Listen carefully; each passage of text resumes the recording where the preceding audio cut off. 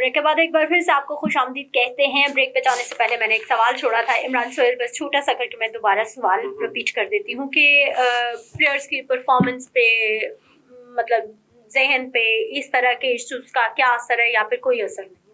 देखिए, ऑब्वियसली आपने बिल्कुल सही पॉइंट रेज किया कि क्या पाकिस्तान के जो प्लेयर्स हैं वो इस सारे इश्यूज के अंदर कितने रिलैक्स होंगे, कितने रिलैक्स नहीं होंगे। उन्हें फिर मैं यही कहूंगा कि अगर हम ये सोचे कि ये चीजें पोलिटिसाइज नहीं होनी चाहिए तो उनको इंतजार है अपने क्रिकेट बोर्ड से कि उन्होंने खेलना या नहीं खेलना। यानी आपका माइंडसेट ही नहीं है, अभी जहन साजी नहीं है कि आप डबल माइंडेड है कि आप खेलने जा रहे हैं या नहीं खेलने जा रहे हैं। क्योंकि पाकिस्तान क्रिकेट टीम कल प्रैक्टिस करने गई है, पाकिस्तान क्रिकेट बोर्ड ने ये कहा है पाकिस्तान की टीम को कि आप मैच खेलने के लिए तैयार रहें।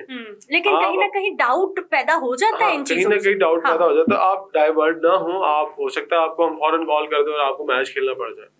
मैं कहता हूँ अगर इस सारे मामले के अंदर अल्लाह ना करे 1% ऐसा हो जाए कि पाकिस्तान यूएई से मैच हार जाए, तो कहाँ स्टैंड करते हैं फिर? हम क्या जवाब बोले इमरान? नहीं, मैं एक मिसाल दे रहा हूँ, क्रिकेट में कुछ भी हो सकता है।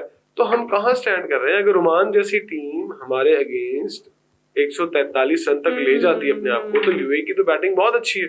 अगर उनके एक दो बैट्समैन क्लिक कर जाते हैं और उनके स्पिनर्स या पहले आपको आउट कर देते हैं और आप चेज कर लेते हैं रन, वो आके रन चेस कर ले, तो फिर क्या होगा? चले यूएई की टीम को कितने पॉइंट्स दे रहे हैं और पाकिस्तान की टीम को कितने? देखिए यूएई की टीम 30 और पाकिस्तान 70।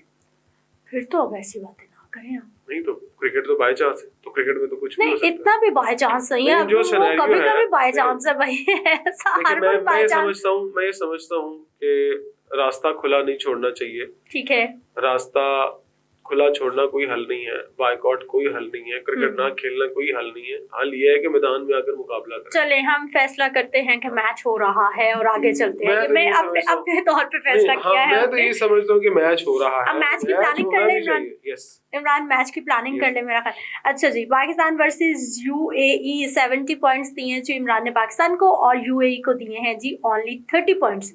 हारिस के साथ क्या करना चाहिए इस मैच में? ओमान में वो क्लिक कर गए तीसरे नंबर पे, भारत के खिलाफ जो है वो बेचारे मेरा ख्याल 3 स्कोर कर सके थे, आउट हो गए थे। अभी क्या करना, स्ट्रेटजी क्या होनी चाहिए? अभी देखिए, अभी तब भी हारिस को जो ओमान के खिलाफ उन्होंने उनका बैटिंग ऑर्डर ऊपर शिफ्ट किया था, वो भी गलत डिसीजन था।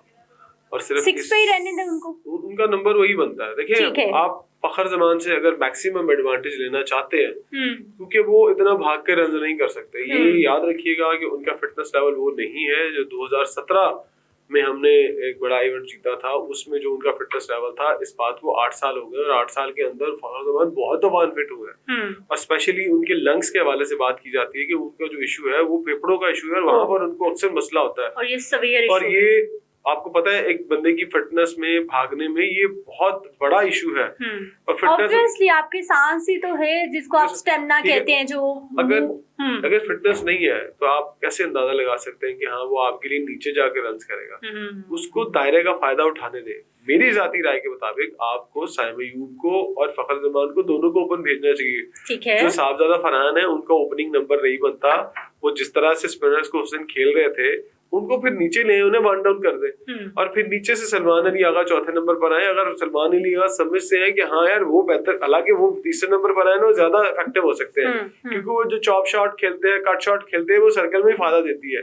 और स्पिनर्स के ऊपर जाकर बड़े शॉट्स खेलना मुश्किल हो जाता है। आप नहीं खेल सकते स्पिनर्स को बड़े शॉट, एक छक्का मार लेंगे ना। जब इस तरह के टर्निंग पिचेस होंगी जो स्पिनर को सपोर्ट कर रही है, तो फिर वहां पर जाकर आपको कुछ ना कुछ करना होगा। फिर मैं और एक और बात, आपको फास्ट बॉल एक और खिलाना पड़ेगा। आपको हारिस रऊफ को या हसन अली को, मैं ये कहता हूँ कि आपके पास थोड़ा एनर्जेटिक फास्ट बॉलर होना चाहिए जो कि एक अच्छी पेस के साथ हसन अली को ट्राई कर ले एक बार। फिर हसन अली को कर लेना चाहिए। हसन अली की जो पेस है ना, वो एक फेयर पेस है। वो 125-130 के दरमियान बॉल करता है। लेकिन हारिस रऊफ की अभी भी 140-135 के दरमियान उसकी पेस रहती है। तो वो ज्यादा थोड़ा तेज है, थोड़ा आगे से क्विक बॉल करता है। और आगे से क्विक बॉल में मैं समझता हूँ कि आपको ज्यादा शॉट्स लगते हैं, लेकिन कहीं ना कहीं ये चांस तो लेना पड़ेगा। अब आप फहीम अशरफ के मुकाबले में हारिस रऊफ को लाकर रख रहे हैं, तो ये तो ज्यादती है ना। अब फहीम अशरफ ने, आप फर्ज करें आपके लिए 10 रन कर देता है, आप उससे बॉलिंग नहीं करवा रहे, तो आपको तो बेसिकली वो बॉलिंग ऑलराउंडर है, आप उससे बॉलिंग नहीं ले रहे, आप साइम अयूब से बॉलिंग ले रहे हैं और जो बैटिंग नहीं कर रहा है, तो पूरे का पूरा आपका जो 11 के 11 बंदों का एक स्क्वाड है ना, वो किसी रिदम में नहीं है, किसी की कोई कंटिन्यूटी नहीं है, अपनी जो जाती प्रोफेशनलिज्म के ऊपर जो उनका स्पेशलिटी है, वहां पर साया में बैटिंग नहीं करते, बॉलिंग करते हैं, फहीम अशरफ बॉलिंग नहीं करते, बैटिंग करते हैं। हल्की टीमों के खिलाफ वो 3-4 आउट कर जाते हैं, पर जहां तगड़ी टीम आती है वहां उनको ठीक ठाक पटास लगती है उनको। तो फिर उसके बाद हसन नवाज है आपके पास। हसन नवाज के ऊपर आपने इतनी बड़ी रिस्पॉन्सिबिलिटी डालती, मैं समझता हूँ कि हसन नवाज का नंबर ऊपर होना चाहिए था। उन्होंने एज ए ओपनर काफी क्रिकेट खेली है, तो उनको भी आपने नीचे रखा हुआ है। जो हार्ड हिटिंग प्लेयर हैं वो सारे नीचे हैं, और जो अच्छा खेल सकते हैं बस के उनको आपने एक साइड पे।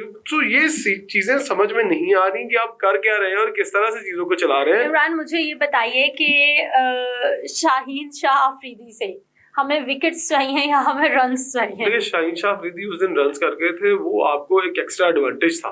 ठीक, वो ये नहीं था कि उनकी रिस्पॉन्सिबिलिटी भी नहीं है रन्स करना। ठीक है, अगर आप ये कहें कि हाँ शाहीन शाह अफरीदी आगे रन्स करे तो भाईजान वो तो बॉलर है, वो तो आपको आगे बोनस देके जा रहा है कि मैंने ये रन्स कर दिए। असल काम जिन लोगों का है वो लोग क्यों नहीं कर रहे? उस दिन भी 45 रन, तकरीबन 45 रन जो थे वो फास्ट बॉलर्स ने बनाया। तो अगर उस दिन 45 से 50 रन वो बना रहे हैं तो आप 127 कर रहे हैं, तो पीछे मतलब है कि आपके जो टॉप ऑर्डर है वो 60-70 के प्लेयर है। तो वो 60-70 के प्लेयर, तो भाई फिर आपको सोचना पड़ेगा कि आप कहीं ना कहीं कोई गलती कर रहे हैं, या फिर आपके पास उस तरह के टैलेंटेड प्लेयर नहीं है जो इस कंडीशन के अंदर इन टीमों के खिलाफ तगड़ा खेल सके। तो तवज्जो इस तरफ आनी चाहिए, तवज्जो उस तरफ नहीं जानी चाहिए जो इश्यूज नहीं है। हाँ ठीक है, आपने अपने तौर पर काम करना है, करें, लेकिन टीम को खेलने दें। टीम को कहें कि नहीं आप क्रिकेट पे फोकस रखें, दीगर इश्यूज हम देखते हैं, हम बैठे हुए हैं ना। तो अगर आप उसको भी इसमें उलझा देते हैं कि तुमने मीडिया टॉक नहीं करनी, तुमने जी वहां पर जाकर पोस्ट मैच सेरेमनी में जाके बात नहीं करनी, तो वो भी सोच रहा होगा कि यार मैं कहाँ फंस गया हूँ, फीड हो रही होती है तो आपका बिहेवियर बदल जाता है। अच्छा, क्रिकेटर का ये काम नहीं है, क्रिकेटर का ये काम नहीं है कि वो सीरियस इश्यूज को हैंडल करे। उन्हें कहे यार आप जाएं, जाके ग्राउंड में जो जो आपके मुतलका काम है वो करें, बाकी इश्यूज हम देखते हैं। अगर आप एक कप्तान को कहते हैं तुमने प्रेस कॉन्फ्रेंस नहीं करनी, तुमने पोस्ट मैच सेरेमनी में नहीं जाना, तो फिर वो उसके माइंड में जो वो प्लानिंग्स कर रहा होता है, कहीं ना कहीं वो ज्यादा प्रेशराइज हो जाता है। अब आप देखिएगा जब इंडिया और पाकिस्तान का मैच आएगा ना, तो फिर प्रेशर आपके ऊपर बहुत ज्यादा होगा। आप सोचें कि जिन लड़कों ने पहले आपका 14 सितंबर वाला मैच के अंदर उनकी बैड परफॉर्मेंस थी, हारे, ये इश्यूज हो गए, और उनके ऊपर कितना प्रेशर होगा कि उन्होंने वो मैच इतना ही जीतना है। हार गए तो फिर तो जो क्लास लगनी है ना वो लगनी लगी। पाकिस्तान टॉस जीता है तो बैट करे बॉल? देखिए, पाकिस्तान को आज अगर टॉस जीता तो मेरा ख्याल है कि पहले बॉलिंग ही करनी चाहिए। बॉलिंग करनी चाहिए, बारी देते यूएई को कहीं आए खेले, उनको 100, 125, 130 के अंदर आउट करें, और उसके बाद फिर ये देखें कि किस तरह से चीजें चलेंगी। ठीक है, बहुत शुक्रिया इमरान सुहेल। आज के प्रोग्राम का वक्त खत्म हो गया है। फर्स्ट राउंड के अभी 3 मैचेस बाकी हैं। आज पाकिस्तान यूएई टकराएंगे, उसके बाद अफगानिस्तान श्रीलंका, भारत ओमान। ये अभी 3 मैचेस हैं जो कि फर्स्ट राउंड के बाकी हैं। उसके बाद शुरू होगा सुपर 4 का मरहला, और तब सही जंग लगी। तब तक के लिए इजाजत दीजिए, अल्लाह के बाद।